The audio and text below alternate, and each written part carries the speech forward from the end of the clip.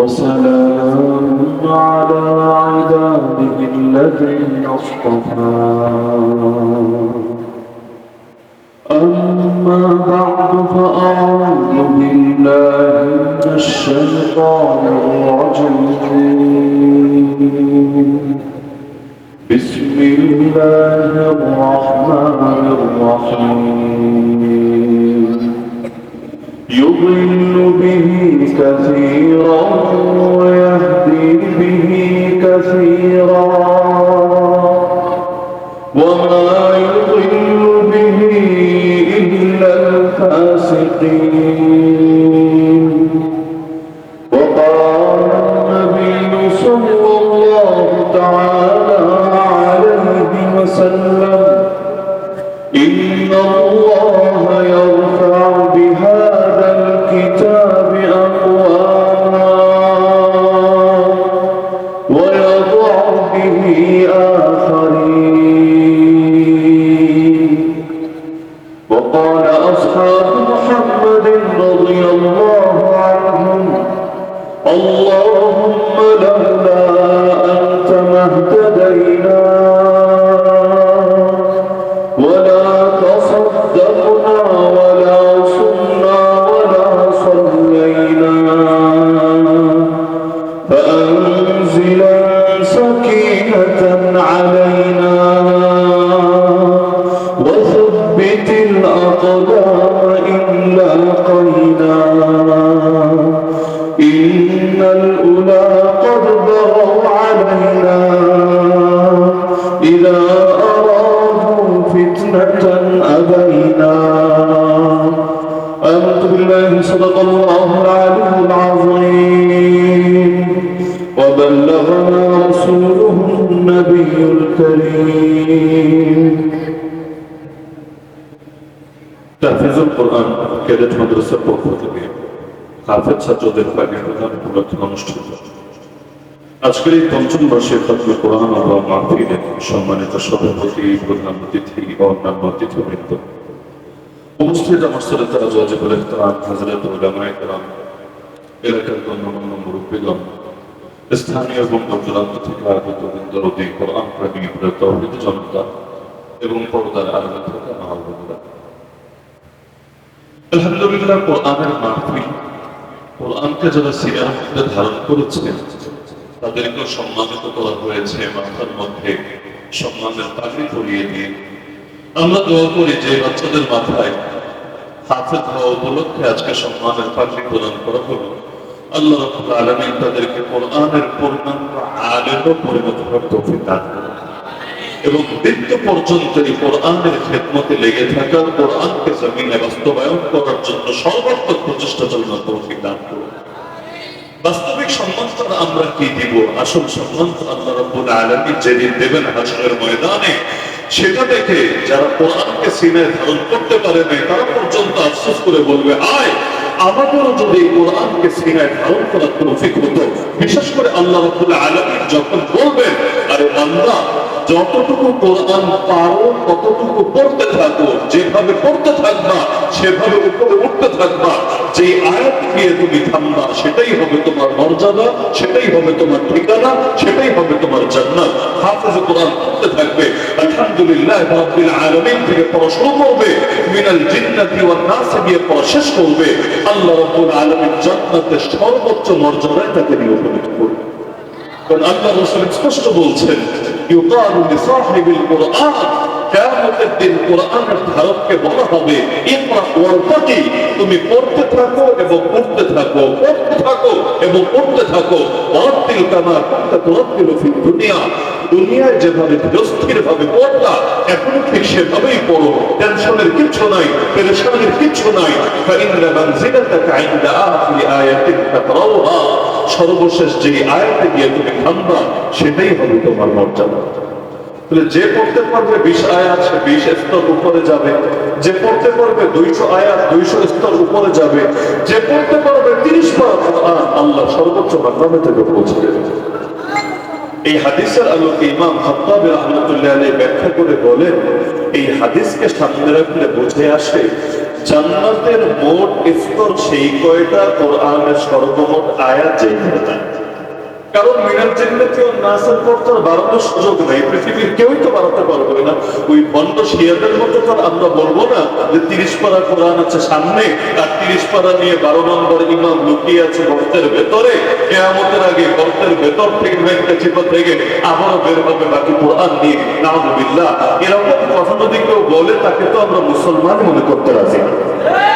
আমাদের আকীদা, আমাদের ঈমান এটা আল্লাহ রাব্বুল আলামিন কোরআনে যা কিছু নাযিল করেছেন, মুহাম্মদ রাসূলুল্লাহ সাল্লাল্লাহু আলাইহি ওয়াসাল্লাম আমাদের কাছে যা কিছু পৌঁছিয়েছেন, ওই সবগুলো আয়াতে আমাদের সামনে সংরক্ষিত আছে এবং কিয়ামত পর্যন্ত থাকবে।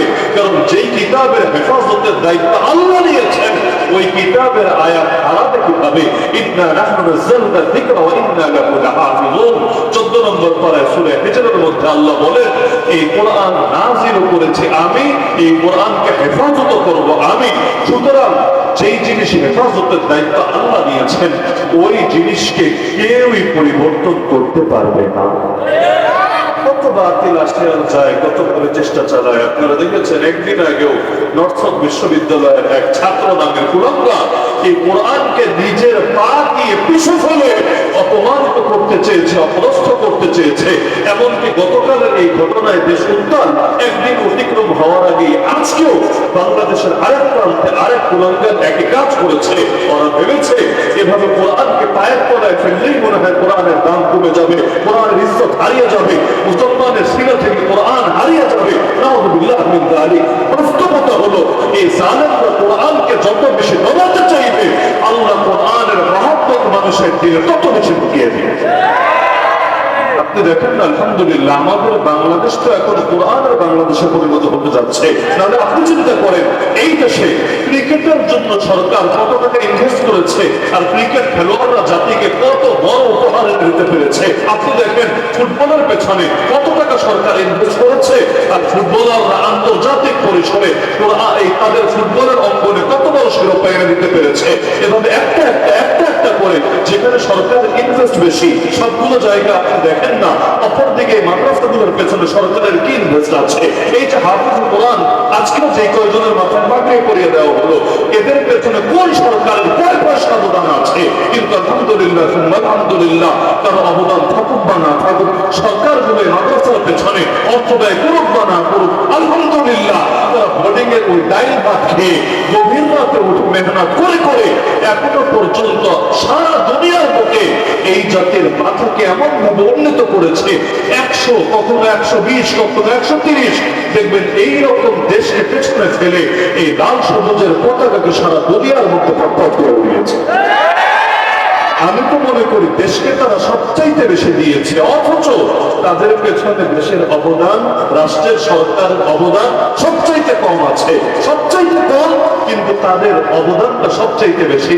এমনকি কয়েক বছর আগ পর্যন্ত তো এগুলো স্বীকারও করতে চাইতো না।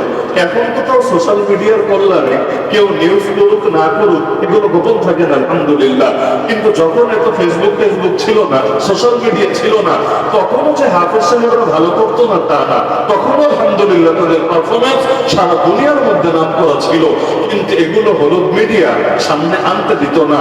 আর আরেক লোক বসেই ছিল, এগুলো যদি আসে তাহলে ওদের তো দাম কমবে, এজন্য কিভাবে এগুলো নিউজ জমিয়ে রাখা যায় এর জন্য চেষ্টা চালিয়েছে।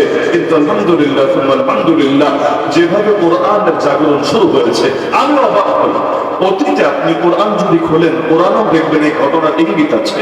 10 নম্বর পড়া ঠিক 10 নম্বর পৃষ্ঠায় সূরা তওবার মধ্যে আল্লাহ উল্লেখ করেছেন, ওয়াকালাতিল ইয়াহুদ উযাইর ইবনুল্লাহ।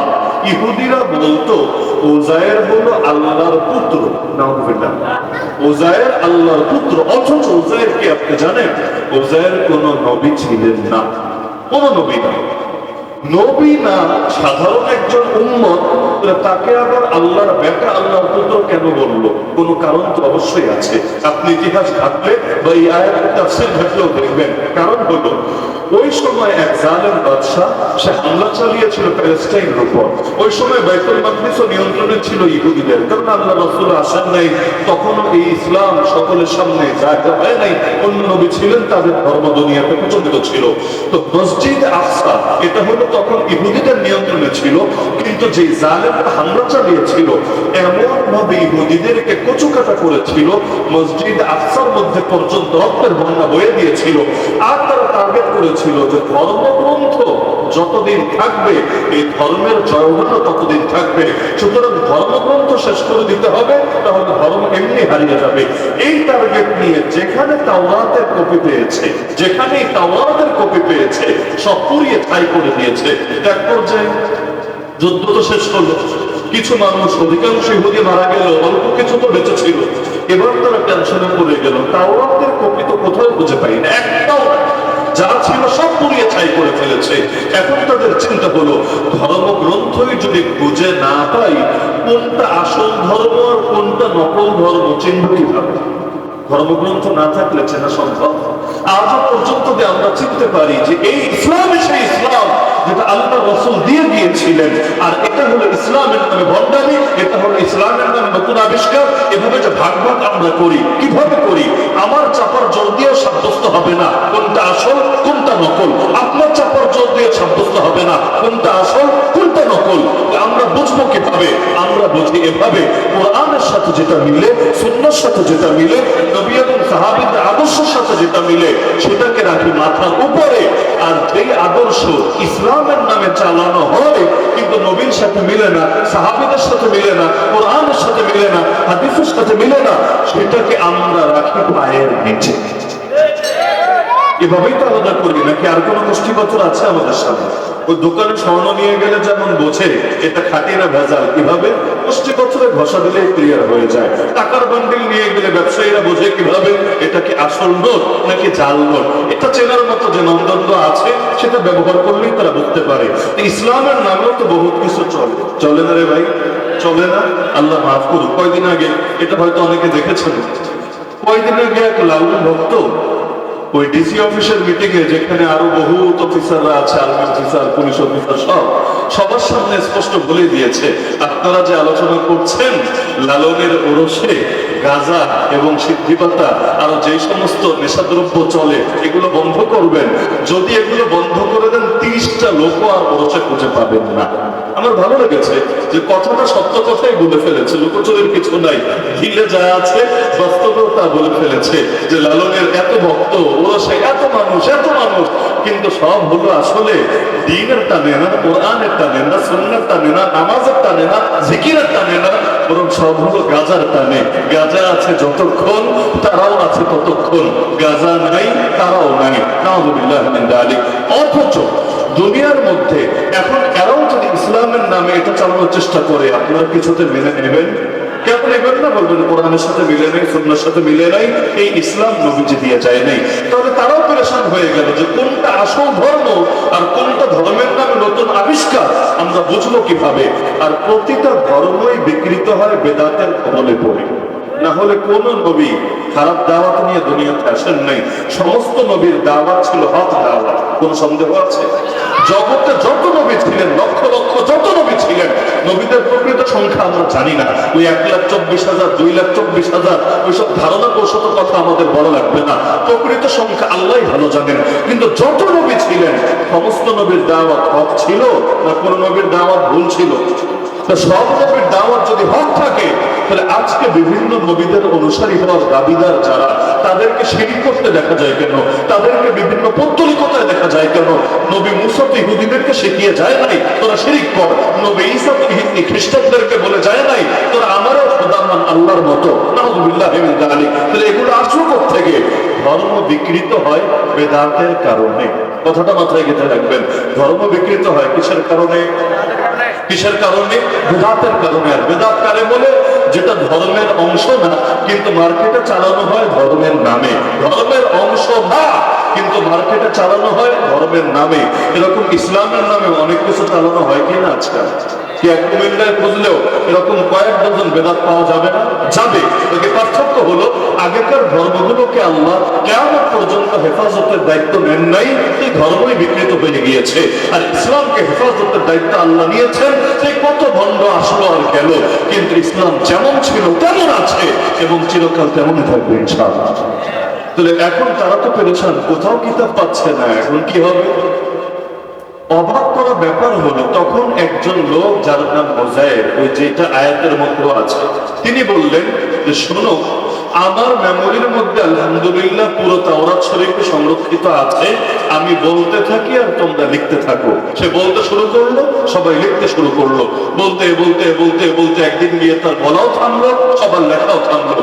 এবার সে বলল যে তোমাদের মধ্যে যে পণ্ডিতরা এখনো বেঁচে আছে, ধর্মীয় পণ্ডিত, তাদেরকে একটু জিজ্ঞেস করো যে তারা মিলিয়ে দেখো এর মধ্যে কোনো ভুল আছে কিনা, নাকি যে কিতাব নাজিল হয়েছিল এটাই সেটা।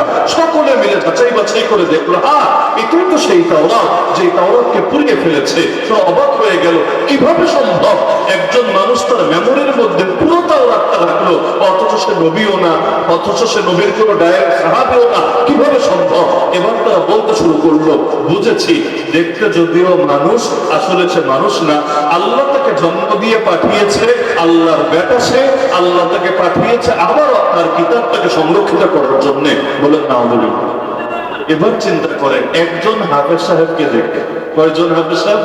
জাস্ট একজন তাওরাতের হাফেজ সাহেবকে দেখে তাকে আল্লাহর পুত্র বলে বসলো, যেটা কোরআনই আল্লাহ উল্লেখ করেছেন। তারা যদি এখন হোমনা শহরে আজকে থাকতো আর হোমনার এতগুলো হাফেজকে দেখতো, তাহলে কি যে বলে বসতো আল্লাহ ভালো জানে। একজনকে দেখেই আল্লাহর বেটা বানিয়ে দিয়েছে।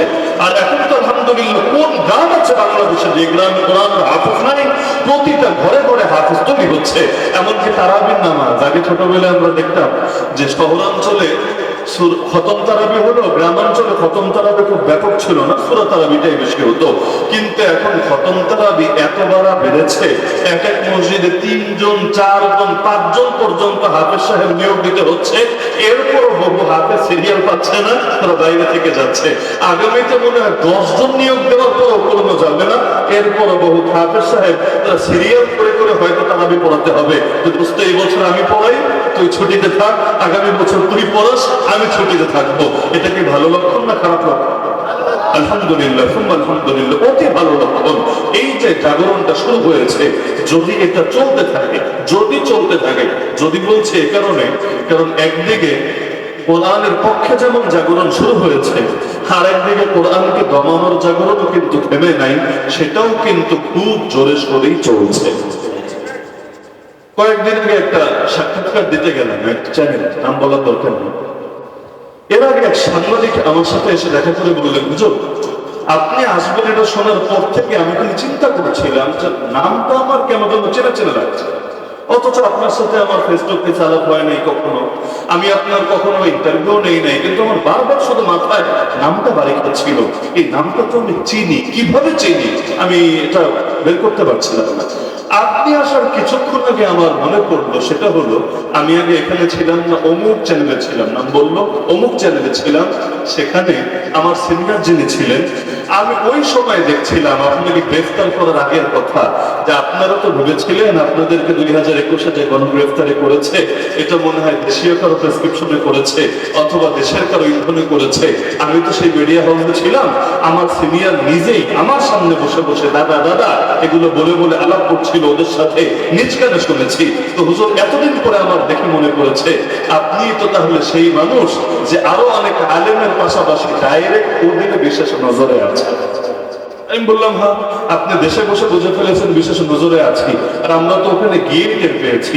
ইমিগ্রেশন থেকে শুরু করে, বিশেষ জরুরতে গত বছর যেতে হয়েছিল, ইমিগ্রেশন থেকে শুরু করে দেখছি কত রকম দাড়িওয়ালা টুপিওয়ালা যাচ্ছে, যারা শিখ আছে ওদেরও তো পাগড়ি থাকে, আমাদের চাইতে আরো বড় পাগড়ি, মুখে দাড়ি, শিখরা চলে যাচ্ছে, কত পাঞ্জাবিওয়ালা, কত ধরনের, হিন্দুদের মধ্যেও তো অনেকে পাঞ্জাবি পরে, সবাই চলে যাচ্ছে।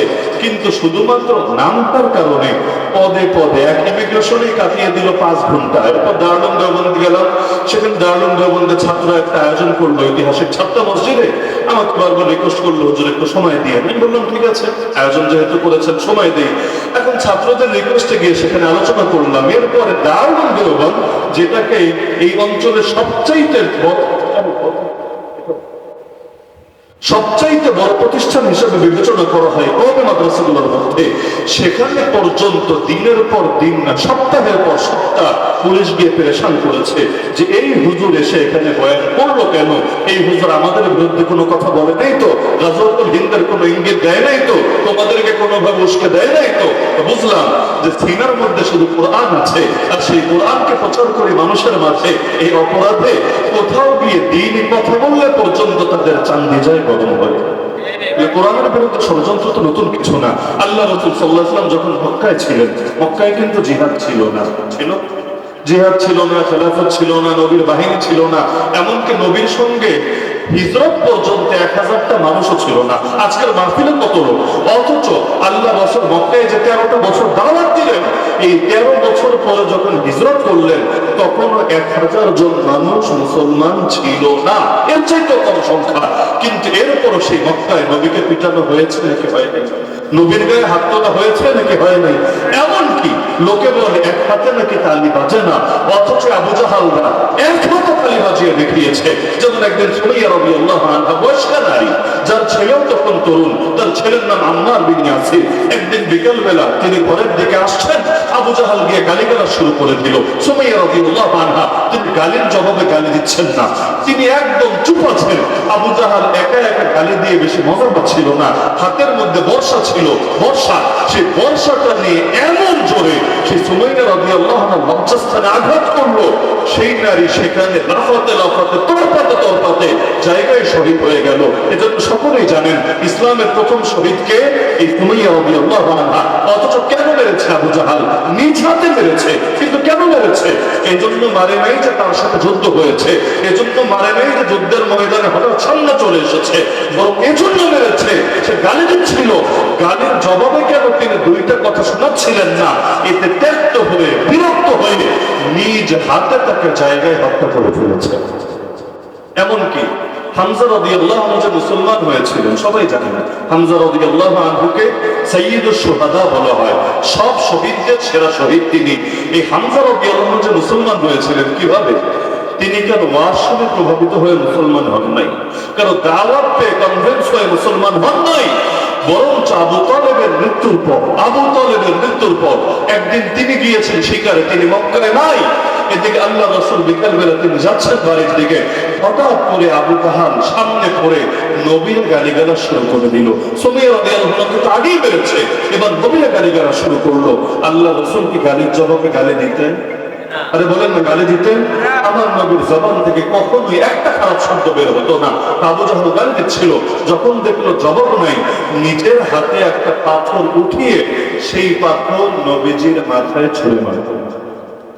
আল্লাহ রাসূলের মাথা ফেটে দর দর করে রক্ত গড়িয়ে পড়তে লাগলো। একজন সাহাবীও সেখানে ছিলেন না, কেউ দেখেন না, একজন না। কিন্তু এই দৃশ্যটা দেখলো এক কাফের নারী, যে ছিল আর এক কাফের অধীনস্থ দাসী। এরকম এক দাসী নারী দেখলো, কিন্তু কাফের হওয়ার পরও তার বিবেকে দংশন করলো যে এটা কেমন কথা। একজন যুবক, সে হয়তো নতুন ধর্মের দাওয়াত দিচ্ছে, ভালো কথা, কিন্তু তাই বলে তাকে এভাবে গায়ে পড়ে মারবে, তার মাথা ফাটিয়ে দিবে। তার ভেতরে খুব খারাপ লাগলো, সে চিন্তা করলো এটার একটা প্রতিশোধ নিতেই হবে। কিন্তু কে প্রতিশোধ নেবে?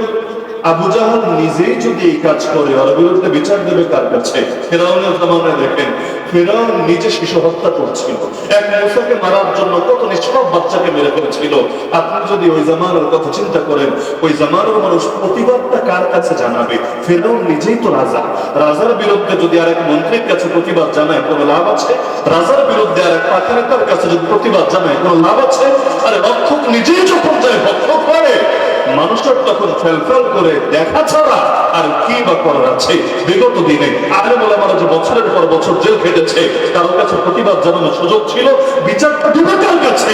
আলহামদুলিল্লাহ, দুনিয়ার কারোর কাছে বিচার দেওয়ার সুযোগ ছিল না বলে শেষ রাতে জায়নামাজ বিছিয়ে তাহাজ্জুদের নামাজ পড়ে একটা বছর পর্যন্ত তো কাশিম করে নিজেরা দেখেছি, ওই জায়নামাজ বিছিয়ে নামাজ শেষ করে গভীর রাতে বুড়া বুড়া আলেমরা, যাদেরকে আমাদের বাপের বয়সী, এইরকম আলেমরা যখন শেষ রাতে নামাজ পড়ে হাত দুটো তুলে একটা চিৎকার দিত, আল্লাহ, ওই আওয়াজটা শুনলেই পরিচয় মোচড় দিয়ে উঠত আর দিন সাক্ষ্য দিত এই বদদোয়া তার উপর পড়েছে, ওনার এমন নির্দিষ্ট ফয়সালা হবে যেটা জাতির পর জাতি সেটা ইতিহাস লিখে রাখবে।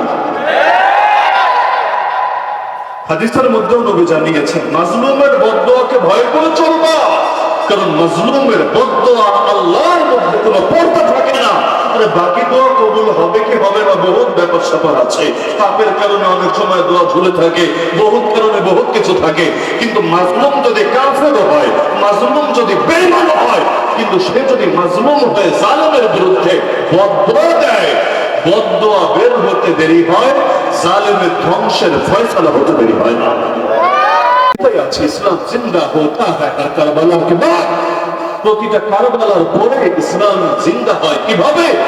কারবালায় যদিও বাহ্যিকভাবে বিজয় চোখে দেখা যায় না, কিন্তু এই মাজলুমরা যে জান দিয়ে যায় আর আল্লাহর কাছে বিচার দিয়ে যায়, ওই বিচারই জামান আর ইয়াজিদদের পতন ডেকে আনে। আর সবকিছু কার নিয়ন্ত্রণে? এজন্য একটা যে ব্যাপারে খুব সাবধান থাকবেন আল্লাহর রাস্তায়।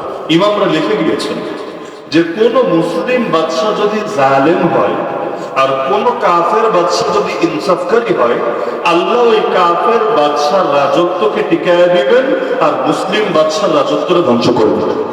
কেন? কারণ জগতের একটা নিজাম আছে, আল্লাহ জগৎকে একটা নিজামের অধীন বানিয়েছেন। যেমন দেখেন, আপনি ইতিহাস ঘাটলে এমনও পাবেন যে কোন কোন নবীর স্ত্রীও অমুসলিম ছিলেন, এমন পাবেন। ওই শরীয়তে এটা অনুমতি ছিল, তারা বিয়ে করেছেন। কিন্তু এমন কোন নবীর নাম আপনি পাবেন না যার স্ত্রীর চরিত্র খারাপ ছিল, বেশ্যা হোক, পতিতা হোক, অথবা চরিত্রের কোনো দাগ ছিল, এমনটা পাবেন না। অমুসলিম বউ এটা পাবেন, কিন্তু বেশ্যা নারী এটা পাবেন না। দুইটার মধ্যে পার্থক্য আছে। কারণ অমুসলিম হওয়া এটা মানব সমাজে সবার চোখে খারাপ না, মুসলমানের চোখে খারাপ। কিন্তু বেশ্যা হওয়া, পতিতা হওয়া, দুশ্চরিত্র হওয়া এটা মানব সমাজে সকলের চোখেই খারাপ। তো নবীদের সঙ্গে যদি এমন কোন দাগ থাকে যেই দাগ মানুষের নজরে খারাপ, তাহলে তাদের দাওয়াত মানুষ গ্রহণ করবে? তাদের দাওয়াত গ্রহণ করবে? কোনো প্রশ্নই তো আসে না। এজন্য আল্লাহ তাদেরকে এগুলো থেকে পবিত্র রাখে। এজন্য কোন মুসলিম বাদশা যদি জালেম হয়, ধ্বংস হবেই হবে। আবার কোন কাফের বাদশা যদি ইনসাফকারী হয়, জগতের মধ্যে তার রাজত্ব হয়তো দীর্ঘস্থায়ী হবে। এজন্য জুলুমের ব্যাপারে সাবধান। নিজে মাজলুম হন, সমস্যা নাই, মাজলুম হন, সমস্যা নাই, কিন্তু আল্লাহর হস্তে কখনো জালেম হবেন না। আল্লাহর হস্তে কখনো জালেম হবেন না। না কারো জানের উপর জুলুম, না কারো মালের উপর জুলুম, না কারো ইজ্জতের উপর জুলুম। অনেকেই বলবেন, হুজুর আমি কারো উপর জুলুম করি না। আরে মানে কি? আপনি হয়তো কারো গায়ে হাত তোলেন না, কাউকে পিটান না, কাউকে মারেন না, এটাই তো। কিন্তু আপনার দ্বারা কতজনের ইজ্জত নষ্ট হয়? আপনি গীবত করেন না, আপনি গীবত করেন না, আপনি চকলখড়ি করেন না, আপনি মানুষকে অপমান করেন না। এই সূরা কে না পারেন? অর্থ কি? এই একটা আয়াতের অর্থ ভাষায় গিয়ে আজকে দেখেন আল্লাহ বলে দিচ্ছেন, ওয়াইলুন, ধ্বংস হোক, ধ্বংস হোক, লিকুল্লি হুমাযাতিল লুমাযা, প্রত্যেক এমন ব্যক্তি যে মানুষকে সামনে অপমান করে অথবা পেছনে অপমান করে। গীবত করলে পেছন থেকে, আড়াল থেকে অপমান করা হয়, আর সামনাসামনি অপমান করলে তো অপমান হয়। এই জিনিসগুলো আমরা আমাদের দ্বারা হয় কি? আল্লাহ মাফ করুক। এজন্য গীবত কিন্তু জিনার চাইতেও খারাপ। গীবত জিনার চাইতেও খারাপ। বলবেন কেন? জিনার চাইতে কি গীবতের আসলে পাপ বেশি? ঝামেলা দুই জায়গায়। এক নম্বর হলো জিনাকে মানুষ পাপ মনে করে, তাই একদিন না একদিন কারো কারো তওবাও জোটে। কিন্তু গীবতরা তো পাপই মনে করে না, তওবা আসলে কিভাবে? এই যে এখানে যারা আছেন প্রত্যেককে, আমার কথাটা খারাপ লাগলেও নিজের বিবেককে জিজ্ঞেস করেন। সেটা হলো, জীবনে বহু পাপ থেকে তওবা করি না আল্লাহর কাছে? কত পাপ থেকে তওবা করি, কিন্তু মনে পড়ে কোনোদিন তওবা করেছিলেন এভাবে, আল্লাহ আমার দ্বারা অহংকারের পাপ হয়ে যায়, আল্লাহ আমার দ্বারা গীবতের পাপ হয়ে যায়, আল্লাহ আমার দ্বারা চগলখড়ির পাপ হয়ে যায়। এভাবে তওবা করেছেন কবে আল্লাহর কাছে? একটু মনে করেন। তাহলে এগুলোই অহংকার যে পাপ, এবং সবচাইতে নিকৃষ্ট পাপ। ইবলিসের পাপ কি ছিল? ইবলিস তো চুরি করে নাই, মদ খায় নাই, দুর্নীতি করে নাই, জুলুম করে নাই। পাপ কিন্তু এটাই ছিল, অহংকার করেছে, অহংকার। তো যেই পাপ, এত বড় পাপ, আল্লাহ চির বহিষ্কার করে দিলেন, ওর দ্বারা জাহান্নাম পরিপূর্ণ করবেন ঘোষণা দিলেন। ওই পাপের জন্য একবার তওবাই করলাম না জীবনে, অথচ জীবনের হয়তো আর 2-4 দিন বাকি আছে। আল্লাহ মাফ করুন। তো এক নম্বর ঝামেলা হলো, জিনাকে পাপ মনে করে তওবা নসিবে জোটে, গীবতকে তো পাপ মনে করে না, তওবা নসিব হবে কিভাবে? আর 2 নম্বর ঝামেলা হলো, জিনা করলে আল্লাহ নষ্ট হয়। সে আল্লাহর কাছে মাফ চাচ্ছে, আল্লাহ তারে মাফ করেও দিতে পারেন, এমনকি দুনিয়াতে যদি কেউ নাও জানে, কোনোদিন বিচার যদি নাও হয়, হতে পারে না জিনাটা গোপন ছিল, কেউ বলে নাই, প্রকাশ করে নাই, আল্লাহর কাছে মাফ চাইছে, আল্লাহ মাফ করে দিয়েছেন। কিন্তু গীবত, আল্লাহর কাছে মাফ চাইলেই মাফ পাওয়া যাবে না, যতদিন না যার গীবত করেছেন সে আপনারে মাফ করে। কত কঠিন। জীবনে কত হাজার জনের গীবত করেছেন, হিসাব আছে? তো যতদিন তারা মাফ না করবে, আল্লাহ আপনাকে মাফ করবে না। এখন মাফ দুনিয়াতে ভালো ভালো নিতে পারলে আলহামদুলিল্লাহ, না হলে কিয়ামতের দিন দাবি ছাড়বে ওই গ্যারান্টি তো দেওয়া যায় না। হতে পারে আপনার নেক আমলে ভাগ বসাবে, হতে পারে তার গুনাহ আপনার কাঁধে তুলে দেওয়ার প্রস্তাব দেবে। হ্যাঁ, এখন যদি কারো আসলেই মনে না থাকে কার কার গীবত করেছি, মাফ চাইবেন কিভাবে? নবী এটারও পরামর্শ দিয়েছেন, তোমার জন্য পাপ মোচনের মাধ্যম হবে কাফারাতুকা আন তাস্তাগফিরা লাহু, তুমি তার জন্য আল্লাহর কাছে ক্ষমা প্রার্থনা করবে যে আল্লাহ, আমার দ্বারা যত মানুষের হক নষ্ট হয়েছে তাদেরকে মাফ করে দেন, তাদের দিলকে আমার ব্যাপারে খুশি করে দেন। এভাবে তার জন্য আড়ালে অদৃশ্য দোয়া করবেন, দোয়া করবেন। এভাবে দোয়া করতে করতে করতে আশা করা যায় কিয়ামতের দিন আল্লাহ তার দিলকে তাইলে আপনার ব্যাপারে খুশি করে দিলেও দিতে পারে। নিশ্চিত না, আশা করা যায় দিলে দিতেও পারে। সুতরাং আল্লাহর ওয়াস্তে কারো জানের উপরও জুলুম চালাবেন না, মালের উপরও জুলুম চালাবেন না, ইজ্জতের উপরও জুলুম চালাবেন না। মালের উপর জুলুম অনেক সময় নাম যায়। ফ্লেক্সি লোডের দোকান আছে আপনার, অফার তো সব এখন মাশাআল্লাহ বেজো সংখ্যা, তাই না? 19 টাকা, 29 টাকা, 49 টাকা, 99 টাকা, কি বুঝে অফার গুলো, কিন্তু এই টাইপেরই। এখন ওই যে বাকি 1 টাকা, যদিও 1 টাকা দিয়ে কিছু হয় না আজকাল, ভিক্ষুকও নিতে চায় না, কিন্তু ওই 1 টাকাটা তাকে দেওয়ার চেষ্টা করা কিন্তু আপনার নৈতিক দায়িত্ব। টাকাই দেন আর টাকা না থাকলে বিকল্প হিসেবে চকলেটই দেন, আপনার জন্য তাকে প্রস্তাব দেওয়া এটা আপনার নৈতিক দায়িত্ব। আপনি তাকে বললেন না, আর বেচারা চিন্তা করলে 1 টাকা চাই কেন, একটা লজ্জাসজ্জার ব্যাপার আছে। আসলে 1 টাকা ভাই দেন, এটা মুখে বলা যায় না, একটা মানিজ্যতের ব্যাপার আছে। তো এখন সে চক্ষু লজ্জার কারণে, সির্ফ চক্ষু লজ্জার কারণে সে আপনার ব্যাপারে চুপ থাকলো, আলাদা করে চাইলো না, কিন্তু দিলে তার রয়ে গেল যে 1 টাকা আমাকে দিল না, আমাকে দেওয়ার প্রস্তাবও দিল না, দিলে তো নিতাম, সে তো দেওয়ার প্রস্তাব দেয় নাই, আমি চাই কিভাবে? ওই যে 1 টাকা 1 টাকা 1 টাকা করে যে পাওনাদাররা জমছে, কিয়ামতের দিন ওরাই আপনার জান্নাতে থেকে বঞ্চিত হওয়ার কারণ হলেও হতে পারে। এজন্য মানুষের একটা টাকাও যাতে দিলের খুশি ছাড়া আপনার পেটের মধ্যে, পকেটের মধ্যে না ঢোকে। শুধু মুখে খুশি হলে হবে না। রাস্তাঘাটে অনেক সময় বিশেষ জাতি আছে, তারা গাড়ি কাগজ দেখাবে, মোটরসাইকেলের কাগজ, তারপর ট্রাকের কাগজ। কিছু কিছু আছে, বিশেষ করে ট্রাক ওয়ালা যারা আছে তাদেরকে জিজ্ঞেস করে নেন, কাগজ দেখানো ঝামেলাই আর যায় না, আগে একটু মুসাফা করে নেন। ইদানিং একটু কমেছে মুসাফা, গত 1 বছরে এই মুসাফা সুন্নাতের আমলটা রাস্তাঘাটে কমেছে, আগে অনেক বেশি হতো। বিশেষ করে আমরা যারা সারা রাত রাস্তায় থাকি, রাত 2টা 3টা সবসময় দেখতাম মাশাআল্লাহ নবীর সুন্নতের প্রতি কত মহব্বত মানুষের, গাড়ি থামায় পর্যন্ত নবীর সুন্নতের উপর আমল করে, 2 হাত দিয়ে মুসাফা করে। তো এখন এই যে মুসাফা গুলো যারা করে, অনেক সময় তারা জিজ্ঞেস করে, মনের মধ্যে দাবি নেই তো? জিজ্ঞেস করে না? আলাদা করে জিজ্ঞেস করে, ভাই 500 যে দিলা, 1000 যে দিলা, আমি তো চাই না, তুমি জোর করে দিচ্ছ। মামলা থেকে বাঁচার জন্য মানুষ 1000 কেন 2000ও দিতে রাজি হয়ে যায়। অনেক সময় জিজ্ঞেস করে, দিলে দাবি নাই তো? সে বলে, না স্যার, কেন দাবি থাকবে, আপনি চা খাবেন, আপনি খাওয়ার আমি খাওয়াতে এক কথাই, চা খাইতে তো 500 লাগে না, জাস্ট কথার কথা, আপনি চা খাবেন, এটা চা খাওয়ার জন্য দিলাম। এখন সে ভাবছে আমি তো তার মুখ থেকে সন্তুষ্টি আদায় করে নিয়েছি, সে তো বলে দিচ্ছে তার কোনো দাবি নাই। আপনি একদিকে রাখেন এই বুঝটা, আরেক দিকে রাখেন নবীর হাদিস। নবী স্পষ্ট বলেন, লা ইয়াহিল্লু মালু মরিইন মুসলিমিন ইল্লা বিতিবি নাফসিহি, দিলে খুশি না থাকলে কোন মুসলমানের মাল হালাল হয় না। আপনি তার মুখের খুশি বের করলেন, দিলের খুশি নিশ্চিত হলেন কিভাবে?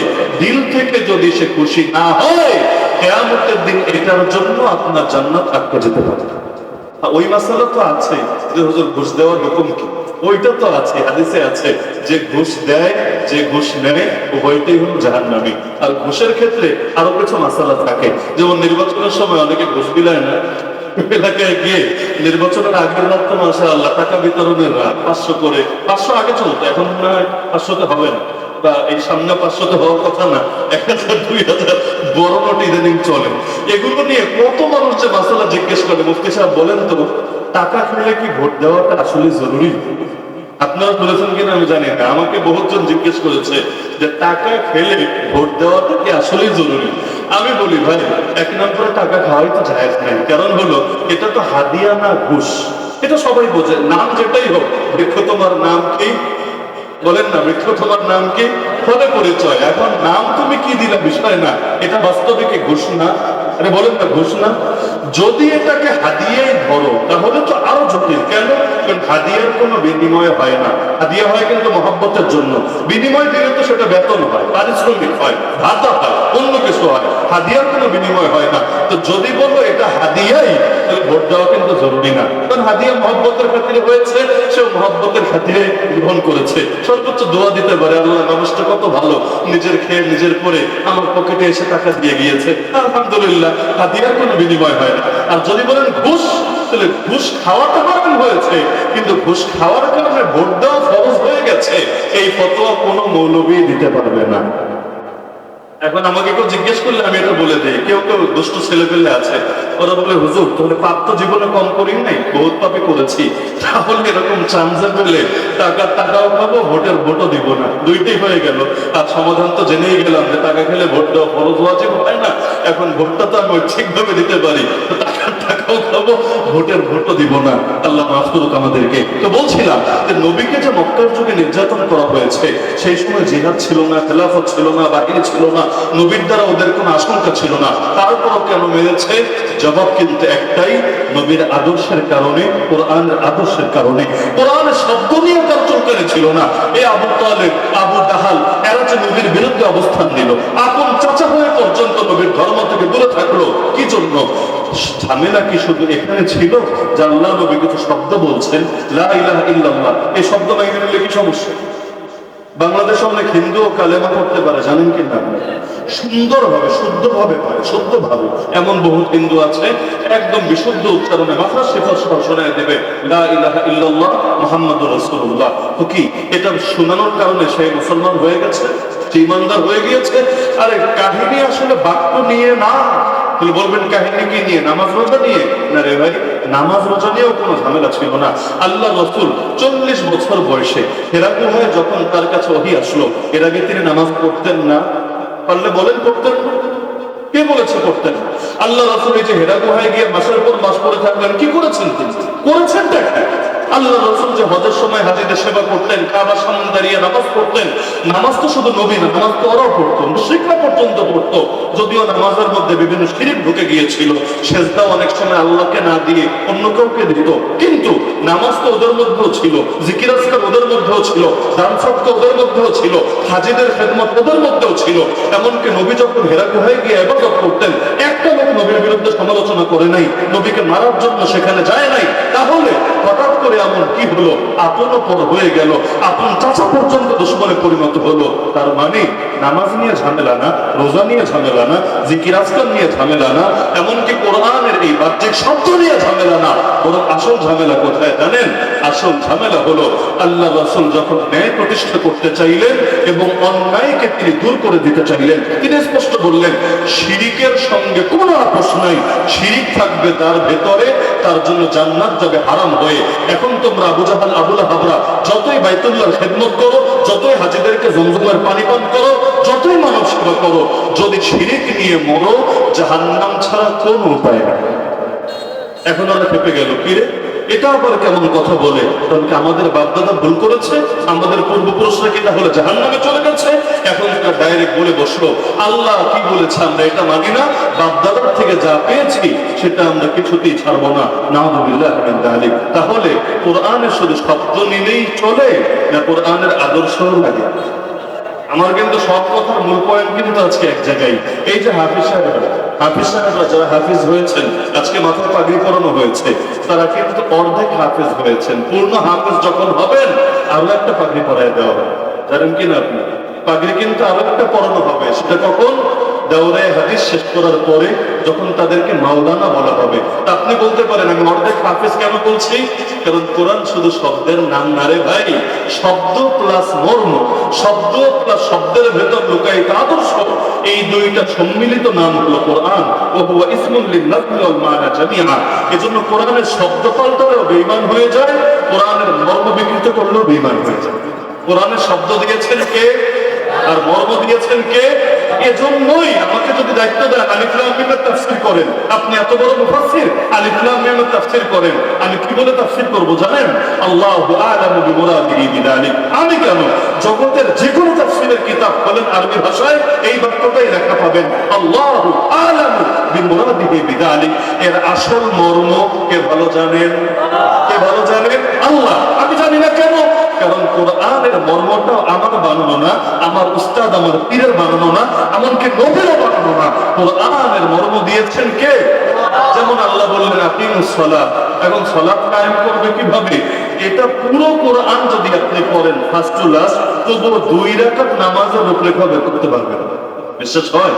আমি চ্যালেঞ্জ দিয়ে বলতে পারবো, কোরআনের আলহামদুল আলিফ থেকে মিনাল জিন্নাতি ওয়ান নাসে সিন পর্যন্ত পুরো কোরআন সামনে রেখে 2 রাকাত নামাজ কিভাবে পড়বো, একেবারে তাকবীরুল্লাহ থেকে শুরু, এরপর সানা, একদম যেতে যেতে আসসালামু আলাইকুম ওয়া রাহমাতুল্লাহ, মাঝখানে রুকু করলাম, সিজদা করলাম, কিয়াম করলাম, যা করলাম, এই সবগুলোর বিবরণ একটা হাদিসও আনবেন না, খালি কোরআন দিয়ে আমাকে দেখাবেন। কোনো বাপের বেটা পারবে? কেউ পারবেন? 2 রাকাত নামাজের রূপরেখা কোরআন থেকে দেখাতে পারবেন না। তাহলে নামাজের রূপরেখা দেখাতে চাইলে কোন দিকে তাকাতে হয়? আল্লাহ রাসূলের আদর্শের দিকে তাকাতে হয়। আচ্ছা, নবী যে শিখালেন, নবী যে শিখালেন, বানায় বানায় শিখালেন না আল্লাহর পক্ষ থেকে শিখালেন? তাহলে এই যে নামাজের মর্মটা, এই মর্মটাও দিলেন কে? বানায় করার সুযোগ নাই, বানায় করার সুযোগ নাই। আমরা জেলে গিয়ে একটা দল পেলাম, দলের নাম হলো আল্লাহর দল। সুন্দর নাম না? দলের নামই আল্লাহর দল। বাংলাদেশে নিষিদ্ধ ঘোষিত যে কয়টা জঙ্গি সংগঠন আছে, এর মধ্যে দেখবেন এই নামটা হচ্ছে আল্লাহর দল। আমি তো বাইরে কখনো নামও শুনি নাই, বাইরে এদেরকে চিনিও না। যাওয়ার পর নাম শুনে তো বেশ আগ্রহ জাগলো, আল্লাহর দল, সুন্দর নাম, এর চাইতে সুন্দর নাম হয় নাকি? পরে দেখি মাশাআল্লাহ, এটা তো শয়তানের দল বললেও শয়তান অপমান বোধ করবে। আল্লাহর বান্দারা নামাজ পড়ে 3 ওয়াক্ত, কয় ওয়াক্ত? তাদের দলিল হলো 5 ওয়াক্ত নামাজ কোরআনে নাই, কোরআনে আছে 3 ওয়াক্ত, এজন্য নামাজও পড়বে 3 ওয়াক্ত। ওই 3 ওয়াক্তের মধ্যে সুন্নত নাই, ওয়াজিব নাই, আছে শুধু ফরজ।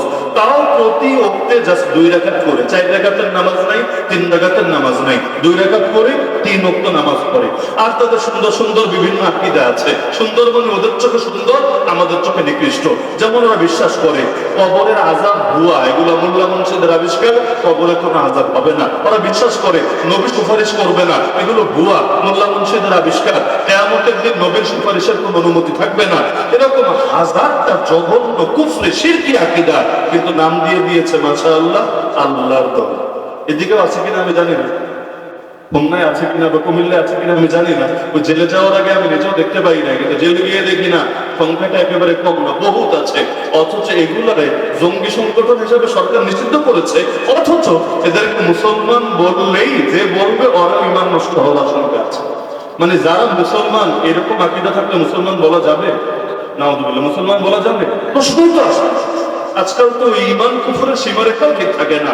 2টা ভোটের জন্য পর্যন্ত মানুষ ঈমান কুফরকে পর্যন্ত মিলিয়ে ফেলে। রোজাও যা, পূজাও নাকি তা। কষ্ট পাচ্ছেন নাকি অনেকে? বললো হুজুর আবেগে হাত দিয়ে না, আমরা আদর্শের প্রশ্নে নিজের বাংলা ছাড় দিতে রাখি।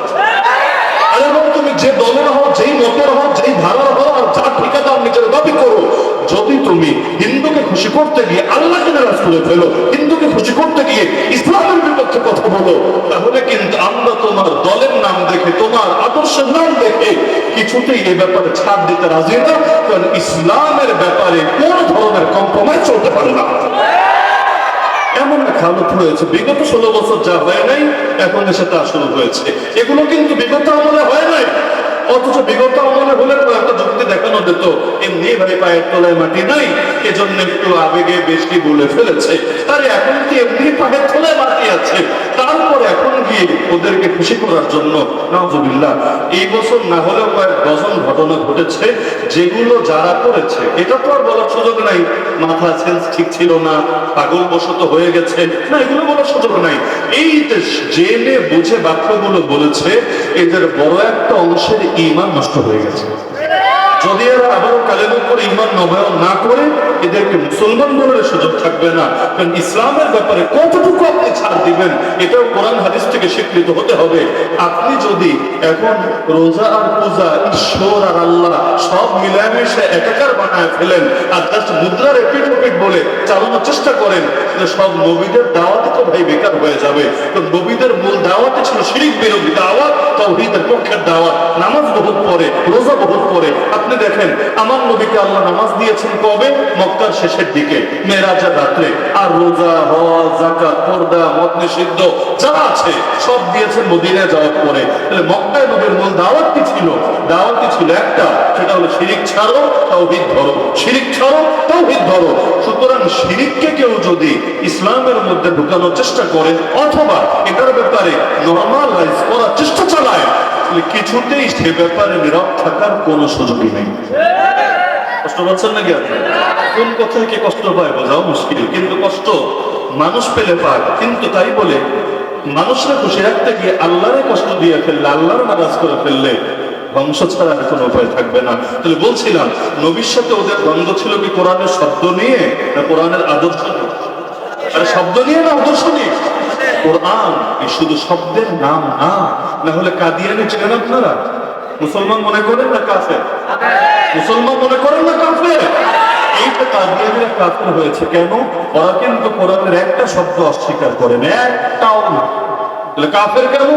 ওই কোরআনের মর্ম বিকৃত করে। ওরা বলে মুহাম্মদ সাল্লাল্লাহু আলাইহি সাল্লামকে খাতামুন নবিয়্যিন মানি, কিন্তু খাতামুন নবিয়্যিন অর্থ সর্বশেষ নবী মানি না, বিশেষ নবী, ভিআইপি নবী, সম্মানিত নবী মানি।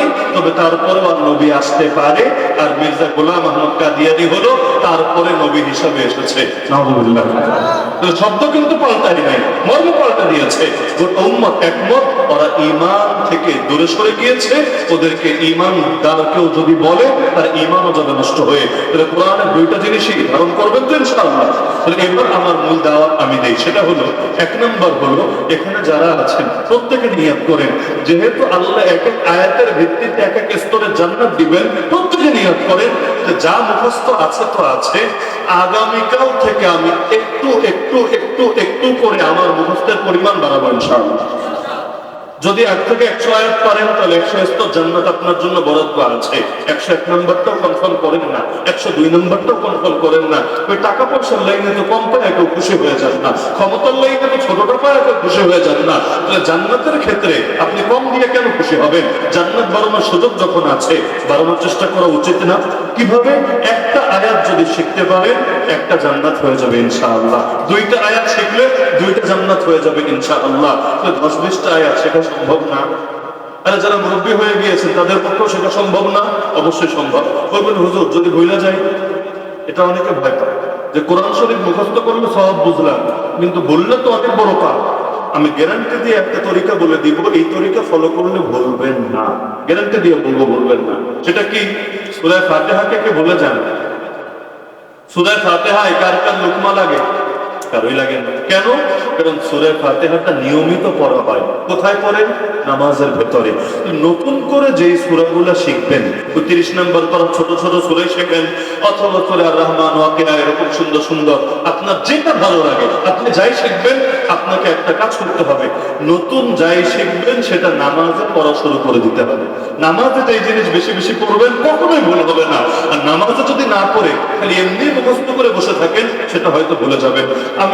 আমরা যখন হেফজখানায় পড়তাম, এই এলাকায় কি হয় আমি জানি না, আমরা যখন হেফজখানায় পড়তাম আমাদের উস্তাদরা নামাজের মধ্যে রুটিন করে তেলাওয়াত করাতেন আমাদের। এটা অংশ আমাদের মাগরিবের পরে বা বিভিন্ন সময় লম্বা একটা টাইম নামাজে দাঁড়ায় তেলাওয়াত করতে হবে জোরে জোরে, যাতে উস্তাদ শুনতে পান। তা আমরা ওই সময় অবাক হতাম, এমনি তো হুজুরের পড়াশোনাই, আবার নামাজে আলাদা করে পড়া লাগবে কেন? তখন না বুঝলেও এখন এসে বুঝি যে নামাজের মধ্যে যে জিনিস পড়া হয় আলহামদুলিল্লাহ ওই জিনিসে ভুল হয় না। এজন্য হাফিজ সাহেবরা খুব গুরুত্বের সাথে তারাবি পড়ায়। দেখবেন খেয়াল করে, হাফিজ সাহেবের দরকার নেই, ওনার বহুত কাজ আছে, বহুত টাকা আছে, বহুত কিছু আছে, তারপর উনি আগ্রহী রমজান আসলে তারাবি পড়াবে। কেন? কারণ পয়সা বিষয় না, এইখানে তার সময় দেওয়ার জন্য সময় অনেক পড়ে আছে না, এটা বিষয় না। বিষয় হলো ওই যে যেই পানাগুলো নামাজের মধ্যে পড়বে ইনশাআল্লাহ ওগুলোতে ভুল হবে না, এটা তার সিনার মধ্যে কঠিন ভাবে বসে যাবে। এজন্য যারা নিয়মিত তারাবি পড়ায় আলহামদুলিল্লাহ ওনাদের ইয়াদটা মজবুত থাকে। আবার তারাবি পড়াতে গেল এই বছর দেখবেন একই মসজিদে যদি 2 হাফেজ সাহেব থাকে, এই বছর যিনি আগে পড়িয়েছেন পরের বছর তিনি পরে পড়াবেন। সিরিয়ালটা উল্টে যায় কেন? না হলে তো অর্ধেক কোরআন মজবুত থাকবে, বাকি অর্ধেক দুর্বল হয়ে যাবে। এজন্য আপনাদের প্রতি আমার রিকোয়েস্ট থাকবে, এক নম্বর, আমি দুইটাই বলবো, এর মধ্যে এক নম্বর হলো আমরা প্রত্যেকে আয়াত সংখ্যা বাড়াবো, হিফজের পরিমাণ বাড়াবো। হাফেজ শব্দের মতো 30 পারার হাফেজ হতে না পারি, অন্তত 200-400 আয়াতের হাফেজ তো হতে পারবো। তো জান্নাতে ওই 200-400 স্তর জান্নাতের উপরে উঠতে পারবো। আর যেগুলো আমরা শিখবো নতুন করে, এগুলো নামাজের মধ্যে আমরা বেশি থেকে বেশি তেলাওয়াত করবো। পারবেন না ইনশাআল্লাহ? এক নম্বর পরামর্শ। আর দ্বিতীয় এবং সর্বশেষ পরামর্শ হলো, সারা জীবন কি শুধু শব্দ নিয়েই থাকবেন, না শিক্ষা এবং আদর্শ গ্রহণ করবেন? যেই জিনিসগুলো নিয়মিত বলি, নিয়মিত, যেমন আল্লাহু আকবার, সুবহান রাব্বিয়াল আযীম, সুবহান রাব্বিয়াল আলা, সূরা ফাতিহা, আচ্ছা এগুলো শিক্ষাটা, এগুলোর মর্মটা, এগুলোর অর্থটা বুঝতে আমাদের কি বাধা, কি সমস্যা বলেন? পুরো 30 পারার তাফসীর হয়তো আমি শিখতে পারবো না, আমি সাধারণ মানুষ, কিন্তু সূরা ফাতিহার তাফসীরটা কেন আমি করছি না? আমি আলেম ওলামার সাথে পরামর্শ করে আমি এটার শিক্ষা গ্রহণ করার কেন উদ্যোগ নিচ্ছি না? আপনিও বোঝেন, যেই কথা মুখ থেকে বের হয় আর যেই কথা বুক থেকে বের হয়, দুটো কিন্তু একরকম হয় না। বুকের ভেতর থেকে যেই দোয়া বের হয়, বের হতে দেরি, আল্লাহ পর্যন্ত পৌঁছতে দেরি হয় না।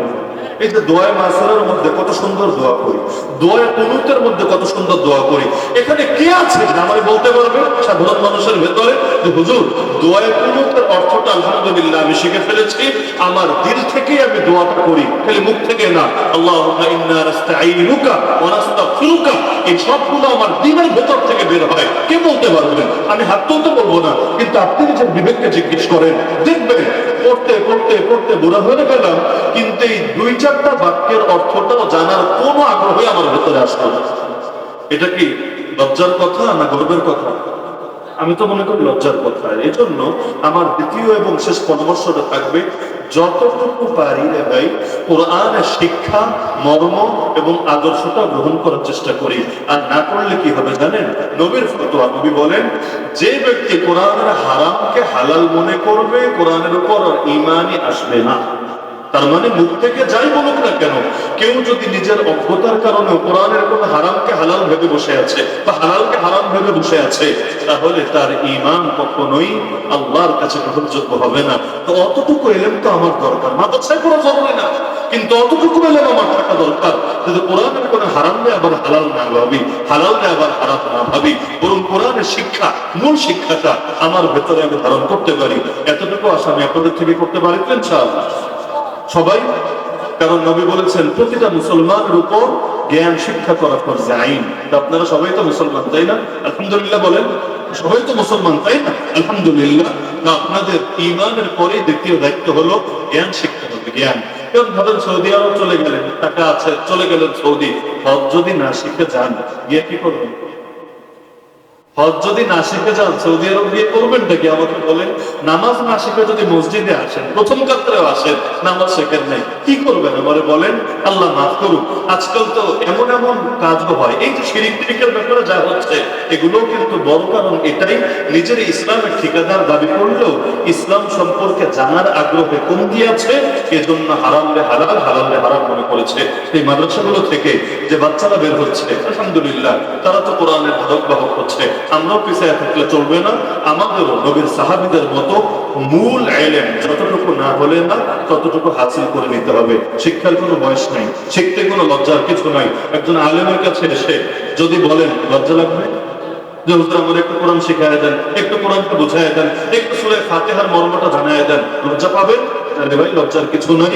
জ্ঞানের ক্ষেত্রে কোনো লজ্জা নাই, বরং দুনিয়াতেই যে একটু বিনয় অবলম্বন করলেন, আল্লাহর বিনিময়ে জান্নাতের পথ আপনার জন্য সহজ করে দেবেন। আল্লাহ আমাদের সবাইকে তৌফিক দান করুন। এখানে যারা একত্রিত হয়েছি সবাইকে পুনরায় জান্নাতুল ফেরদৌস একত্রিত হওয়ার তৌফিক দান করুন। কষ্ট করে, ব্যস্ততার ভেতরে, গরমের ভেতরে, পেটে ক্ষুধা নিয়ে যারা দীর্ঘ সময় বসে থাকলেন, শুধু একটাই দোয়া করবো, সেটা হলো আল্লাহ আপনাদেরকে সর্বোচ্চ বিনিময় দান। সবাই দরুদ শরীফ পাঠ করুন।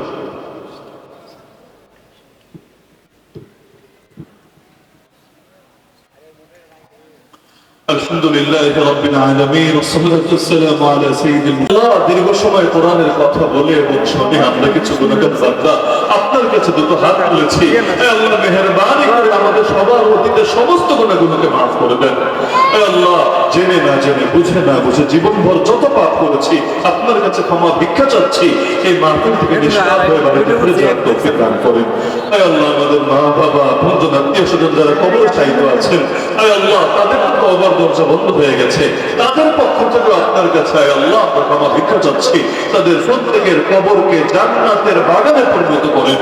হে আল্লাহ এলাকার গোরস্থানগুলোতেও যত মুমিন মুর্দেগান শায়িত আছেন প্রত্যেকের কবরকে নূরে নূরানি বানায় দেন। হে আল্লাহ একটা মাত্র জীবন, সেই জীবন দিয়ে যাতে আমরা আপনার সন্তুষ্টির পথে চলতে পারি সেই তৌফিক আমাদের সবাইকে দান করেন। আয় আল্লাহ আমাদের মধ্যে, আমাদের আপনজনদের মধ্যে যারা অসুস্থ সবাইকে শেফায়ে কামিল আজল নসিব করেন। আয় আল্লাহ দেহের রোগ থেকেও সুস্থতা দেন, আত্মার রোগ থেকেও সুস্থতা দেন। আয় আল্লাহ সুস্থ দিন এবং সুস্থ দেহ উভয়টা নিয়ে যাতে আপনারা ইবাদত করতে পারে সেই তৌফিক আমাদেরকে দান করেন। আয় আল্লাহ আমাদের মধ্যে যে যে মুসিবতে আটকে আছে সকলের মুসিবতকে আপনি দূর করেন। আয় আল্লাহ প্রত্যেকের পরিবারের সুখ শান্তি দান করেন। আয় আল্লাহ আমাদের সবার দিলগুলোকে এক এবং এক বানিয়ে দেন। আয় আল্লাহ সব হিংসা বিদ্বেষ ভুলে গোটা সমাজ যাতে ঐক্যবদ্ধ ভাবে চলতে পারে সেই তৌফিক দান করেন। আয় আল্লাহ আমাদের দ্বারা কখনো যাতে কারো উপর জুলুম না হয়, না কারো জানের উপর, না কারো মালের উপর, না কারো ইজ্জতের উপর, সেই তৌফিক আমাদেরকে দান করেন। আয় আল্লাহ বারবার বারবার মক্কা মদিনা জিয়ারতের তৌফিক দান করেন। আয় আল্লাহ মাদ্রাসাকে আপনি কবুল করে নেন, মাদ্রাসার যাবতীয় প্রয়োজন গায়বে খাজানা থেকে পূরণ করে দেন। আয় আল্লাহ যে ছাত্রদের মাথায় আজকে সম্মানের পাগড়ি পরিয়ে দেওয়া হলো, আয় আল্লাহ তাদেরকে মৃত্যু পর্যন্ত এই কোরআনের খিদমত লেগে থাকার তৌফিক দান করেন। যেভাবে তারা হাফেজ হয়েছে